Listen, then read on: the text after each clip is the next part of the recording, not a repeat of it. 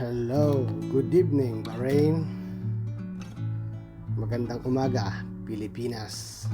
Tayo ngayon naman mag-walking at bibinyagan ko yung aking bagong running shoes. Oh yes, binyagan ang bagong sapatos. Kagagaling lang natin sa tulog, gawa na pag galing ng trabaho, tulog ng konti, pahinga, and then yun, hilamos, sabay bihis, at diretso na rin tayo mamimili ng ating konting kailangan sa kusina. So ayan, may dala-dala rin akong backpack para sa aking mabibili, para hindi tayo nagbibitbit. Pagkabili, diretso natin ilagay sa backpack. And papaayos ko rin nga pala yung aking sirang running shoes, kasi sayang, medyo bago pa yung balat niya, yung ilalim niya yung may diferensya lang. So ipa-repair muna natin, dala natin sa repair shop. Ayun, sa ngayon maglakad muna tayo sa mainit na kalsada ng Gudaybiya.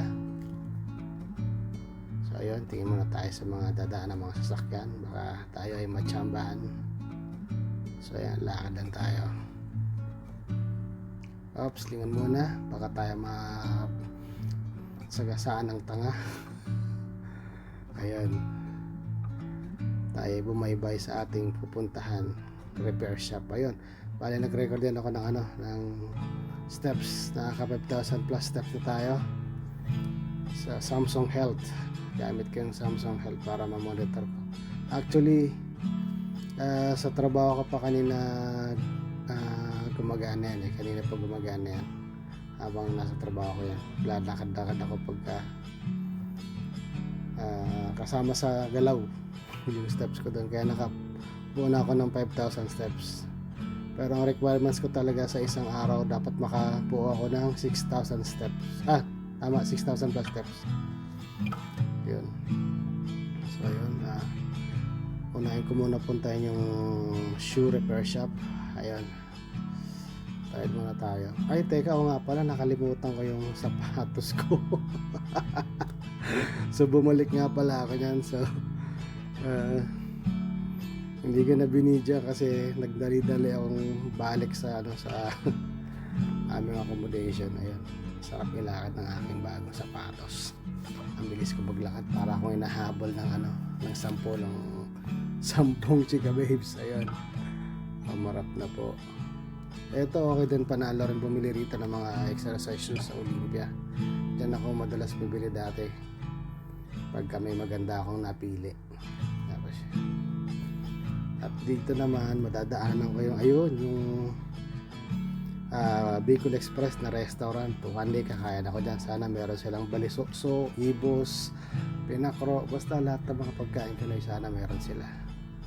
So balikan natin yan. Later na tayo mag-eating, mag-walking muna tayo.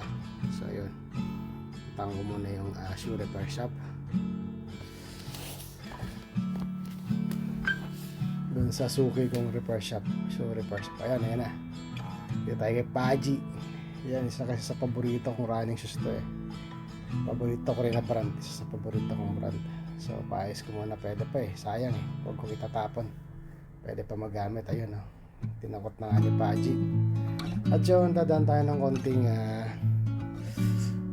kailangan sa kusina. Magbala ko magsangag masarap magsangag, at saka yun, magluto ng popcorn na lalagyan ng cheese. Kaya lang sabi ni Paji kanina, expired na daw yung powder cheese, kaya ito na lang dinampot ko muna, Star Margarine, since na batang 90s tayo. So dyan tayo namulat, inuulam sa kanin. So yun, nakaka 8,800 plus steps na ako. Yan. And then nandito na tayo sa paborito kong exercise place. Papunta nga pala to ng Gudaybiya. Ng Gudaybiya ng Jubair. Ayun, masarap maglakad dito tsaka mag-walking. Magaganda yung tanawin kahit gabi.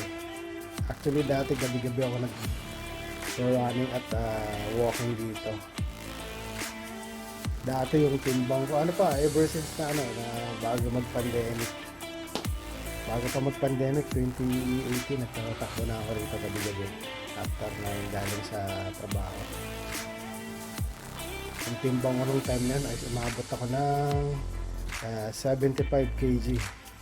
Then, tinuloy-tuloy ko lang 2 months straight ng walking tsaka jogging dito.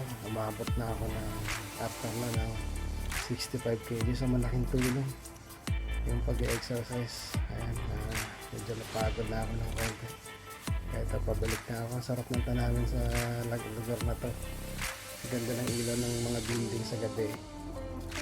Ganda ng city lights ng Joker. Ayun, medyo bumagal yung paghakbang ko. Kaya pala yun, kanina naka 12,000 to, 12,500 steps plus na tayo. Kaya pala ganun kabigat yung paghakbang ko. Ang dami ko kasi nilibot, so hindi ko nakinunan para hindi humaba yung video. Ito na, pauwi na ako sa aming accommodation. Akit muna tayo, sabay diretso magre-relax, magpapahinga, at bukas mayroon pa tayong pasok sa trabaho, so magre-reserva tayo ng lakas ulit. So yun,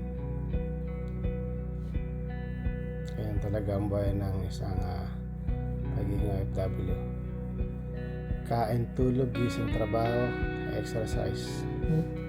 Minsan meron naman tayong time para mag-enjoy. Ayun, naka 18,305 stars pala ako. So yun, pagka kauwi, diretso ako nagbihis. At after nun to, nagprito nga ako ng itlog na puti. Ilis ko muna yung pula kasi ma-cholesterol kapag prinipirito.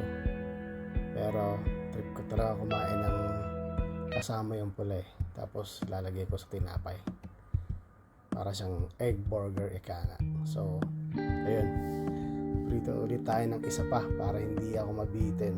So ayun, sinama ko na lahat.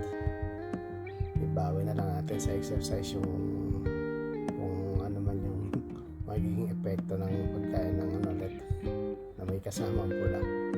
So ayun, lagyan natin ng konting asin, konti lang, baka masyadong kumalat, at paminta. Ayun lang kasimple. Ayun, ready na yung aking egg burger. Tara, kain na tayo. So yun, ang sarap kumain pagkatapos ng mahaba-habang alay lakad. Nagutom ako doon So yun, hanggang sa ulit sunod na aking pagbibideo.